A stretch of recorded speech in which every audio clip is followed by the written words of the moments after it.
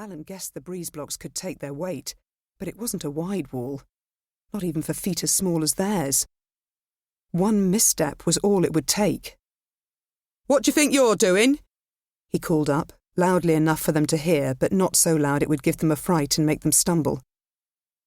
The boy rose slowly to his feet, then reached out and grabbed the girl's hand. He whispered something, and she angled her head towards him just enough for Alan to see her face. He didn't know her name, but she was in Miss Felix's class, Year 6. Had a bit of a gob on her like most girls her age seem to these days. But she wasn't one of the kids who usually warmed the row of chairs outside the head's office as they waited for a telling off. "You need to get down now," he said. The boy's shoulders began to heave, as though he was laughing, and that made Alan see red. If there was one thing guaranteed to wind him up, it was being mocked by cocky little shits. He gripped the ladder and dragged it along the wall so it was closer to where they were. "You first," he said firmly to the girl. "Take it steady, though." "I can't," she said, her voice cracking. "He won't let me." The boy's head whipped round. It was the new kid. The one who a week earlier Alan had caught skulking in the cupboard where they stored the art supplies.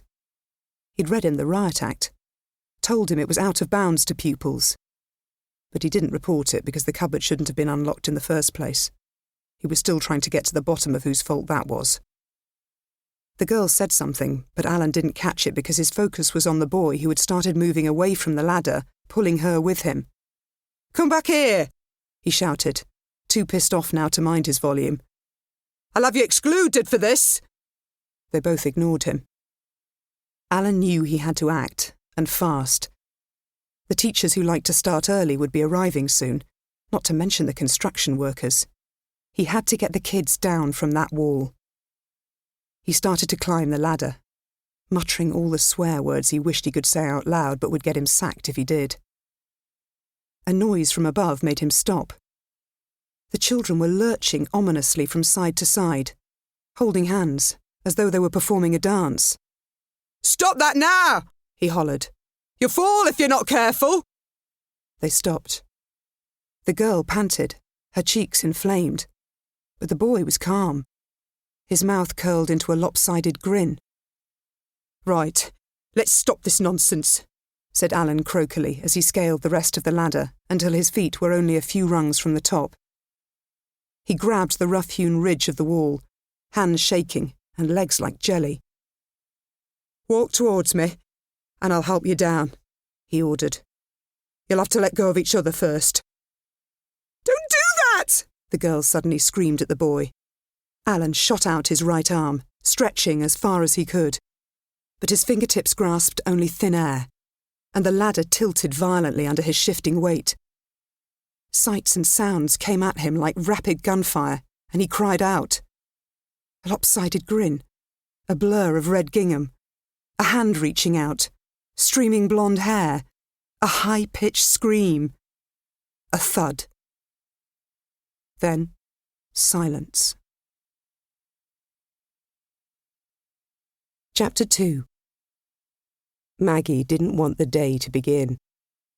She wanted to stay perched on the sill of the open window, her face, neck and exposed forearms warmed by the early morning sun and the promise of another hot day.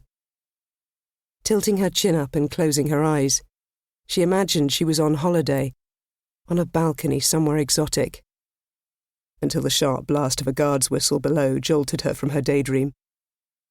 Her flat overlooked Mansell railway station, and she watched as a commuter train heading to London pulled away from the platform. Without thinking, she began counting under her breath as it disappeared out of sight, knowing that when she reached 56, the train would pass the house where her sister, Lou, used to live. Her nephew, Jude, had made her time it once, him on the phone in the back garden where the tracks ran parallel, talking to Maggie as she stood at her lounge window above the station. She'd suggested they use a stopwatch for accuracy, but Jude wanted them to count themselves, and it had amused her that despite a world of technology at his disposal, he was old-fashioned in his methodology. It was like her, a detective constable.